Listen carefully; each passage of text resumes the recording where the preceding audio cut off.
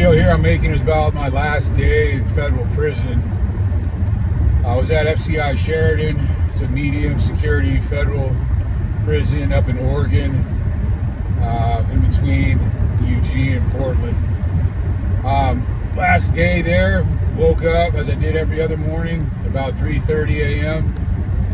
I did my Bible study, stretched, got a few burpees in. Got to keep that routine going.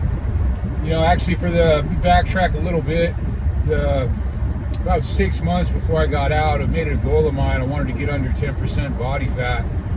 That was something I always wanted to see, a six-pack. You know, I never had it. I was always kind of a little chubby kid, or I never really had much definition. I don't have good genetics, plain and simple.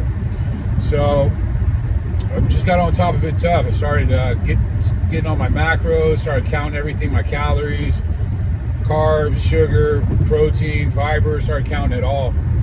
And figured out where my calories needed to be at, how much of a deficit to put it at. And then I was just working out every day, and I was getting a lot of cardio in. I got on the Stairmaster pretty much every day at rec. That was one thing about the feds, is they had a few cardio machines at rec. There's no weights. They had a few ellipticals, a few Stairmaster machines, and they had a few Jacob ladder machines, and a couple of stationary bikes. So I would always hustle it as soon as we went to rec time, get up there so I could get one of the Stairmasters. Only usually one or two of them were working, the other two would be broken. So just started getting on that really tough, and sure enough, I started seeing my body fat drop. I went from 217 to ended up dropping down to about 205, 201 by the time I broke 10% body fat. Got down to 8. I think I got down to about 7% by the time I got out. So that was always a goal of mine, a goal that I achieved just through small choices and staying disciplined, having these good habits, and just sticking to my routine. I broke down something I didn't understand until I understood the process and just followed each step. Period. Done. So I was just crushing it there the last 6 months before I got out, and time came for me to get out. You don't talk about it much. You know, guys are doing a lot of time. You don't want to say anything about you getting out. So out of respect for everybody, you just don't talk about it. The unit I was in was a little bit different, though. It was that RDAP program where guys will get the residential drug abuse program. It can be recommended by judges. It's a 9-month program. Sometimes you'll get some halfway house time after that for the residential part, the outpatient part, excuse me. But so a lot of people in there are getting out and stuff like that. Everybody knows when everybody's getting out, so it's not really a secret in that unit. But any other units, you don't talk about it. So it came time for me to get released. About a couple months, I think, before you get released, you can get a property form from your case manager. Sometimes they're a little difficult to deal with in the feds, but as mine was. But I got that paper, got some clothes sent to me, just some clothes. I wore the pair of shoes that I had some decent shoes in there. So last day came, was up early. Man, it was a beautiful, beautiful morning. From where I was at, I could see the sunrise every morning. Had a window there, and in Oregon, it's just a beautiful scenery. So, you know, I was just, as crazy as it sounds, I wake up every morning grateful just to spend that time with God and just, you know, build my personal relationship to him. I just talk to him like he's a regular guy. I'm not big on the ritualistic practices and stuff. But great morning. Sure enough, door popped. I'm dressed, got my bag packed, got my grays on, my gray sweat clothes, and go ahead and start processing out. They give me some of my paperwork. They give me an envelope with money that was on my books.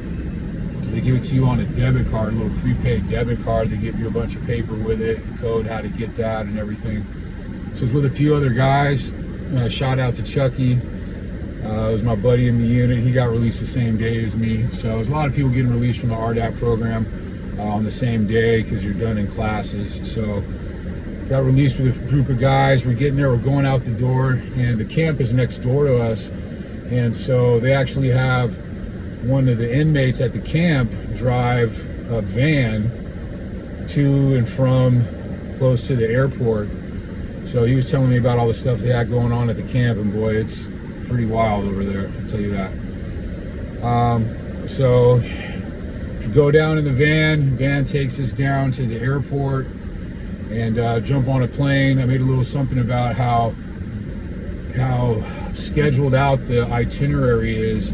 You don't have time to do anything. Literally had to run from the first flight to the connecting flight, almost missed that, literally ran. Once we got there into our destination in San Diego, we're supposed to take a bus, almost didn't make that, barely arrived in time, which could be a violation off the rip. So, and then I'd go back, and violations in the feds are not short. It's not like a state thing or anything. It's not 30 days. You're looking at, shortest is 9 months, 18 months is standard for a violation in the feds. So got to the halfway house. As I got to the halfway house, my mom was standing there. Hadn't seen my mom in 5 years. 5 years. I had almost 6 years. And she'll be about 70 today. So this was only about a year ago. So the years from in the 60s, late 60s, they can sometimes have an effect on a person's physical appearance. So it was just heartbreaking seeing my mom and look on her face, and just all the pain that I caused her, all the pain I've caused my family by the dumb decisions I was making, all the selfishness. All of it is just selfish. So it was tough seeing her. It was really good to see her, of course, but really kind of just broke my heart. There's a real moment of realization there of that this is real, man. And feds don't play. It's chunks of time. You be gone. Next thing you know, it's a whole nother life when you get out. So that's just pain. It's pain. If you're doing time and you're not feeling the pain, then you're not doing the time. You've got to feel that pain to grow, man. That's where the growth is at. There's no growth in the comfort zone.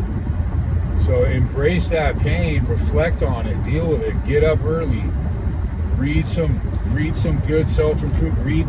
I was reading stuff by philosophers, all sorts, studying history, just educating myself, and didn't read one fiction. I maybe read a couple of fiction books, that's it. But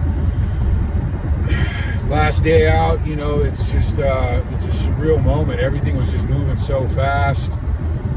Get out, and just people are everywhere. The anxiety people are looking at me in the airport. They can tell I just got out. I got gray sweat clothes on, and I'm carrying a gray mesh bag that's got holes in it that you can, so I mean, it's pretty obvious. But I'm just grateful, man. Just keeping a mind of gratitude all the time is really where it's at, because in a state of gratitude, I'm always going after it. I'm always being, getting it, because it's only somebody that's content and is spoiled doesn't have any drive. They're not motivated to go do anything. There's no growth there. There's no self-improvement. Just to stay on topic with the last day, it's a surreal moment, man, and just plan for it ahead of time. Make sure that you're really crushing your program, because once it's gone, it's gone, it's done. Now it's in the rear view mirror, and I'm just out here attacking life, taking everything to the next level. Things are going great with probation, looking to get into the administrative phase, which is the least restrictive phase of probation, federal probation, on course to terminate early. And life is good. I've got a young lady in my life that things are moving quite quickly. Not quickly enough for me though, but working on patience, man. So that's where it's at. Last day in, just it's a surreal moment, really is. And just be grateful, man. Keep in mind of gratitude. Do what you're supposed to do. Small choices add up in the end. Let's go.